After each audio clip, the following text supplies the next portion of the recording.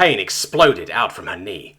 "You shot me!" she attempted to cry, but all that came out was something more akin to the strangled yowl of some backwards animal. Her leg was on fire. She could smell cooked meat. She felt sick. Whether from the pain or the thought of her own flesh being seared, she knew not. "Toughen up, princess," the human said from somewhere behind her. It was a low-powered shot, given that I didn't want to accidentally blow your leg off. Not out of any concern for you, you have to understand.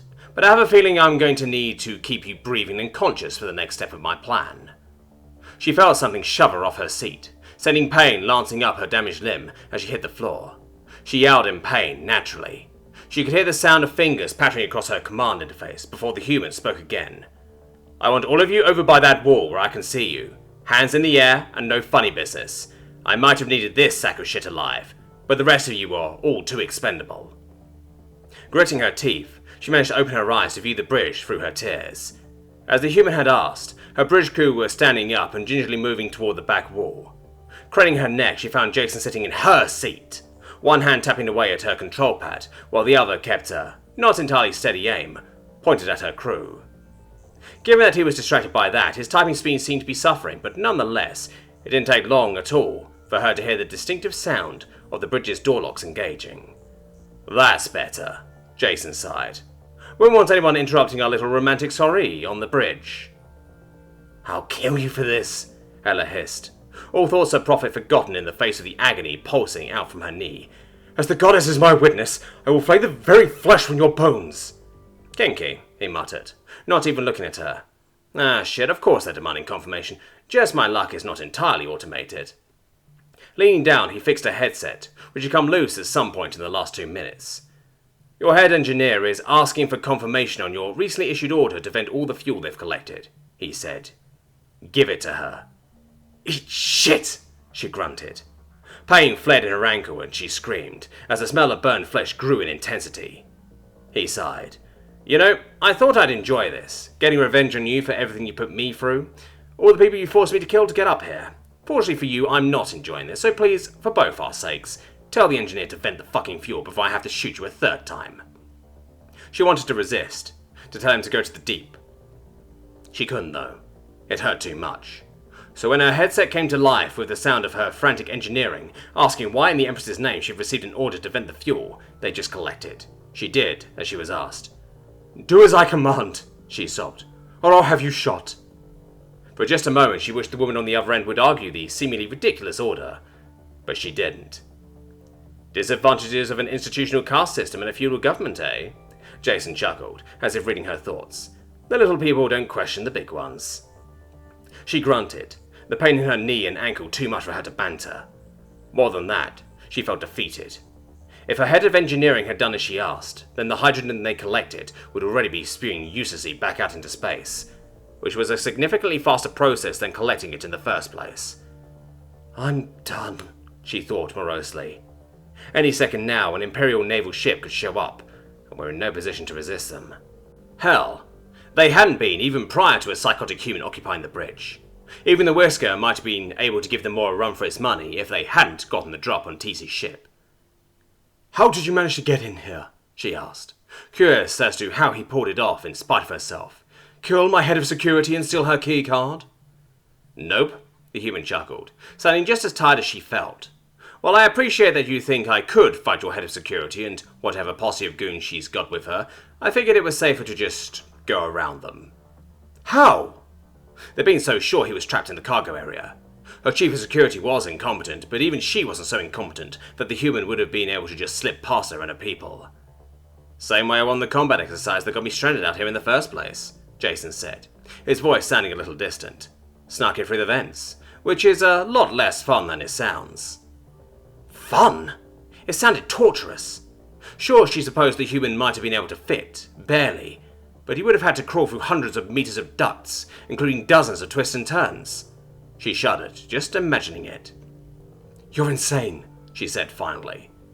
He shrugged before wincing, as the action apparently caused some forgotten ache in his shoulder to twinge. Just desperate. No, he was insane, she decided. No one could be desperate enough to do what he'd done. Death was preferable to that. "Ma'am?" A familiar voice came through her headset, interrupting her musings. Is everything okay? My keycard doesn't seem to be working. The voice was accompanied by a knocking on the bridge door. Apparently her head of security had returned. My people are still searching for the human, but rest assured, he'll be found soon enough. Hela wanted to curse at the woman, to tell her that the damned human had already been found, and he was standing right next to her. She didn't, though, as she felt the warm barrel of a pistol press into her shoulder. The message was clear. Then keep searching, she grunted with a scowl, and don't return until you find him. Will do, ma'am, the woman responded. Hela sighed, letting her head rest against the cool metal of the floor. It was hardly the most dignified look in the world, but for the first time in, well, ever really, she found she didn't care. Nor did she find she cared when 12 minutes later an Imperial destroyer roared into existence and started broadcasting demands from the Moor's immediate surrender. She was done. For now at least. Jason couldn't believe what he was hearing as he sat in the medical bay of the Pulse. It's not a miracle cure or anything like that, explained the Shorvanti doctor opposite him. The guy was sitting on a stool beside his bed, tapping away at an omnipad. The drug serves to weaken any mental pathways you may have created as a result of the last 24 hours. Jason nodded gingerly, ignoring the twinge in his neck as he did so. Shorvanti medical tech was good, but even it couldn't compensate for him totally running his body ragged yesterday. Even after a brief nap, he still felt sore all over. Will it mess with my memories? He asked warily. The male alien cocked his head. A little. Some details of what you went through may become hazy for a while, before becoming less so as your brain fills in blanks created by the drug. Jason nodded as he gingerly slipped into his jumpsuit. He didn't much like the sound of that, but he liked the sound of developing some kind of PTSD as a result of his rampage even less. Perhaps it was cowardly of him to just surrender those memories to a drug-induced haze, but it was what it was. Besides, the drugs he'd been administered were apparently available as stand for any soldier who'd seen action, so clearly there was something to them. I assume that's why your CO insisted I fill out my after-action report in exhausting details before I took them? He asked. The doctor nodded. Just so. Captain Hellas doesn't want any possible complications in this case. To avoid any claims that you are no longer a reliable witness as a result of the treatment, the AAR will serve as your testimony. Plus, they had the data from his helmet cam. Jason was about to ask another question when there was a small knock on the door. Neither man had time to respond before it slid open, revealing a uniform-clad TC. Is he ready? She asked without prompting, looking at the doctor. The man sighed before turning his gaze back to Jason. Now, nobody can force you to take it, but I fully recommend that you seek some kind of aid from a mental health professional. Jason just nodded. Yeah, I will. He meant it too. He wasn't about to be a tough guy about this. If the doc said he needed to see a shrink as a result of all this, then that was what he would do. The doctor nodded, apparently satisfied. He's all yours, ma'am, he said, turning to TC. She nodded. Come on, recruit. Let's get you out to the good doctor's hair. The pair of them stepped out into the hall and started walking through the halls of the destroyer. As they did, crew members stopped to stare at him as they passed, often respectfully stepping out of the way as they did. It was weird, more so than usual, because while Jason was accustomed to being stared at, it was usually with either lust or curiosity. Not awe, he thought. Deliberately trying to take his mind off it, he turned to look at TC. This was the first time he'd seen her since, well, everything. And it was just as awkward as he imagined it might be in those brief few moments he considered it before hopping into a mech and leaping towards what he'd honestly thought might have been his doom. Permission to speak freely, ma'am? He asked delicately. TC just kept walking, gaze squarely ahead of them, and for just a moment he wondered if she was going to ignore the question. Eventually she did speak, though she kept her gaze firmly ahead as she did. Using ma'am again, are we? She asked. Jason coughed, vaguely remembering that he had dropped that particular honorific at some point during his touchdown on the Moor's hull. Why had he done that again? Oh yeah, he thought he was going to die and it seemed cool. Unfortunately he hadn't been lucky enough to die, and now he had to face the music. Well, don't, TC sighed. Just don't. His mouth slammed shut. Here's how it's going to be. I'm going to talk, and you are going to listen. Is that clear? Private? Yes, ma'am. It didn't quite squeak, but it was a close thing. I'm glad you're alive, she said. Let me get that out there first. He found a smile creeping across his features before TC finally turned to look at him and got a proper view of her expression. She was not happy. However, if you had died, you wouldn't have had anyone else to blame but yourself. She wasn't quite yelling, but her whispers managed to give off the impression that she really wanted to. The Navy, the Marines, the entire Emperor's damn military functions because it works together. One mind, one body, one soul. He nodded slowly, but that was apparently the wrong thing to do because that only made TC look more pissed. "Oh, you agree, do you?" she asked. "Then why is it that at the first sign of trouble you chose to completely disregard the chain of command and run off to do your own thing?" He momentarily considered opening his mouth, but thought better of it. "You know what doing what you did tells me?" she hissed. "It tells me that you don't trust me. Don't trust me to make the right decisions. Don't trust me with your safety." This time his mouth did open, and the beginnings of an argument did begin to leak out before she cut him off, stopping in her tracks to face him, ignore the startled glance from a crewman who happened to be walking past. "Not when things are tough. And nothing you can say will convince me otherwise, because the moment there was even a hint of danger, you chose to do what you thought was best." He had no argument for that. None at all. Because that was exactly what he'd done. From the very first moment they'd met. And TC was hurt. He could see it now. Underneath all that anger and indignation was a sensation of betrayal. "TC, he started to say. Only for her to cut him off. "Don't," she said, turning to continue walking. "Just don't. You said all you needed to say a few hours ago." She sighed. "I'm glad you're alive, Jason. I really am. And what you accomplished was incredible. You turned that entire situation around single-handedly. More importantly, boarding teams found 42 Rakiri in cryostasis in Hellish ship, all of whom owed their continued freedom to you." She paused. "Which is why I'm sorry to say that after this, I'm putting in a formal request to have you transferred off my crew. Talented or not, I can't have someone under my command who doesn't trust me to act in their best interests."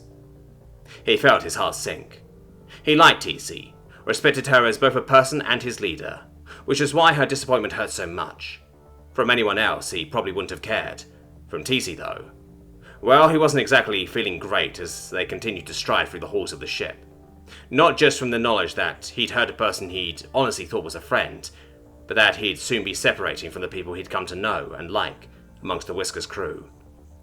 Yarrow, Kernathu, Assis, Scales, Glider, Cirilla, hell, even Rocket. "For what it's worth, ma'am, I'm sorry," he said, finally. Not for what he'd done. Perhaps it was arrogance on his part, but he still thought he'd made the right call. Reckless as it might have been. No. He was sorry he'd hurt her. TC tensed for just a second before visibly forcing herself to relax. "Empress above, Hella was right, that bitch. I'm a sucker for a pretty face," she chuckled. "A single sorry and a fluttered eyelash, and I'm actually considering not sending that request." He smiled sadly, knowing that she was mostly joking.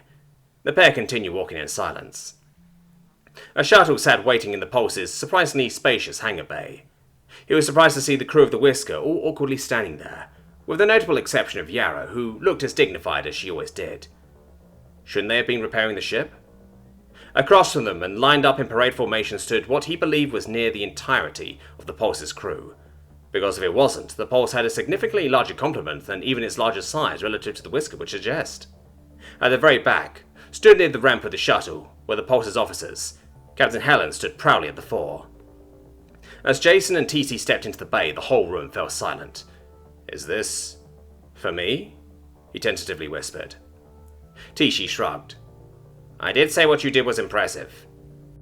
"You didn't seem that impressed," he murmured, as his gaze ran along the dozens of Shulvanti. "I had reason to be less impressed with your heroics than most," the woman reminded him, as they walked down the hall. "These people do not." "Present arms!" a heavy-set woman near the other captain called. Jason nearly jumped as, despite the fact that he was outranked by just about every feasible member of the military he could possibly meet, every hand present came up to salute as he passed. Most prominently, including Captain Helms. "Christ on the stick," he whispered, not entirely of his own volition. Despite everything that was going on between them, TC still managed to level a smirk in his direction, albeit one that was loaded with schadenfreude. "Welcome to the big leagues, Private," her grin widened. "You're a hero now." TC brought him to her fellow captain, then stepped back, turned, and offered her own formal salute. Jason turned, holding it back a well of emotion as he returned the gesture, Then he did the same for Helen, wondering if he hadn't just committed some kind of faux pas by not returning her salute first. Though if he had, the woman gave no indication of it, as her hand finally came down, along with everyone else's. The captain smiled. While you haven't been here long, I would just like to say that it's been an honor to have you aboard, Private. She offered her fist, which Jason bumped gratefully. Thank you, ma'am, though, I don't know what else to say, ma'am. The woman next to her chuckled. With a quick glance at her black uniform, Jason realized that the other officer must have been the head of the Marine contingent aboard. You don't have to say a damn thing, son, she laughed. The tusk twisting you lay down on that traitorous slaving piece of Turok shit speaks for you. Captain Helen glanced at the other woman with a put-upon expression, but eventually looked back at him with a smile. Not exactly how I would have put it, but essentially correct. Your actions have spoken louder than words ever could. He felt more than a little uncomfortable, standing there with everyone gazing at him in awe. Mercifully, TC decided to take pity on him. Permission to depart, Captain? Permission granted, Captain, Helen responded. They exchanged salutes, before TC gestured for Jason and the rest of her crew to clamber into the shuttle. It was only as the shuttle ramp started to close behind them that he finally allowed himself to relax. So, he said, rubbing his hands together, what did you all get up to while I was gone?